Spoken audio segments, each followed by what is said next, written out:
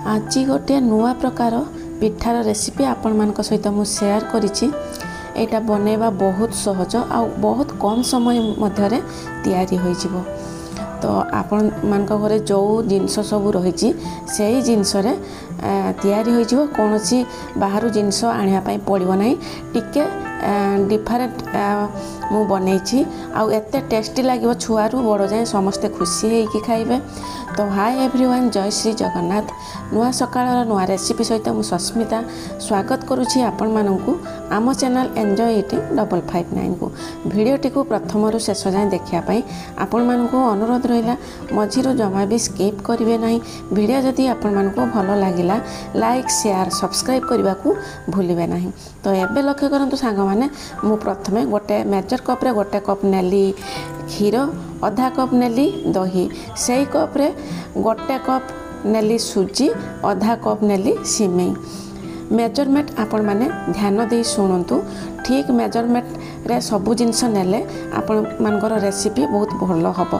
गोटे कप क्षीर को गोटे कप सुजी, आधा कप दही को आधा कप सिमेई।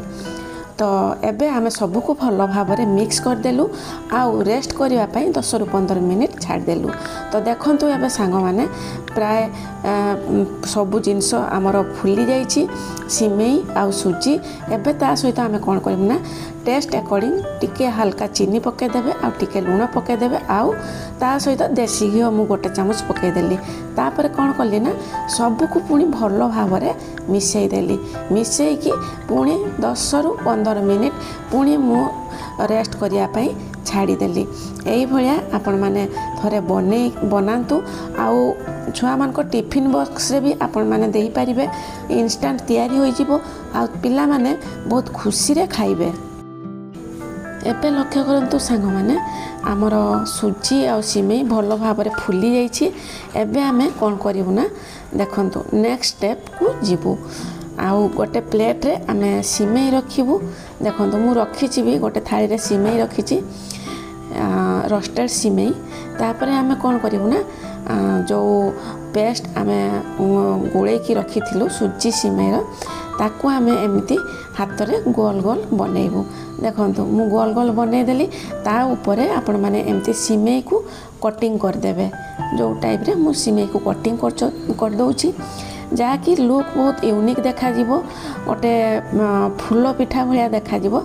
एई भलिया आपण माने सबु पिठा को प्रथमे बनै देबे। देखंतु मु आपण मानक सामना रे दुईटा पिठा बनै देली।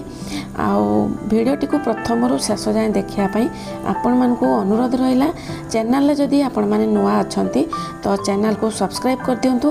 पाखरे थिबा बेल आइकन टी दबाई दियंतु जहा कि मोर नुआ नुआ वीडियो सर्वप्रथमे आपण मानक पाखरे जाई पहुंच पारिबो। देखंतु मु एपटे गैस ऑन करके गुटे डिक्ची रे पानी गरम कर देइथिली आ सेथिरे गुटे स्टीमर रखी देइथिली स्टीम होबा पई। एबे कौन करवा ना जो पिठा मु बनैथिली सेथिरे थाली रे सबु देई देबी आउ ताकू 10 ରୁ 15 मिनिट स्टीम होबा पई छाड़ी देबी। एई भलिया सिंपल अति सहजरे पिठा बनै पारिबे आउ खाइबा को बहुत टेस्टी लागिवो। या सहित आपण माने टमाटो सॉस देकी भी जे कोनसी चटनी लगे की भी खाई पारिबे नहले प्लेन भी खाई पारिबे। बहुत यूनिक रहिबो। देखंतु एबे हमर होई जाईछि हाथ को लागु नाही जानिबे जे सबु पिठा परफेक्ट होई जाईछि।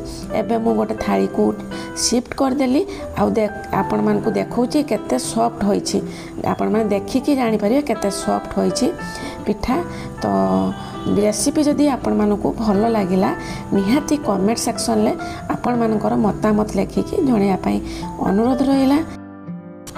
फेसबुक पेज रे आपण माने जदि मो रेसिपी देखुचंती फॉलो तो निश्चय करिवे आउ मोर चैनल को सब्सक्राइब कर देबे। तो आज पई एतिकी रहिली। नमस्कार, जय श्री जगन्नाथ। पुणी देखाबो आउ गोटे नुआ वीडियो सहित नुआ रेसिपी रे। Thank you, take care all of you.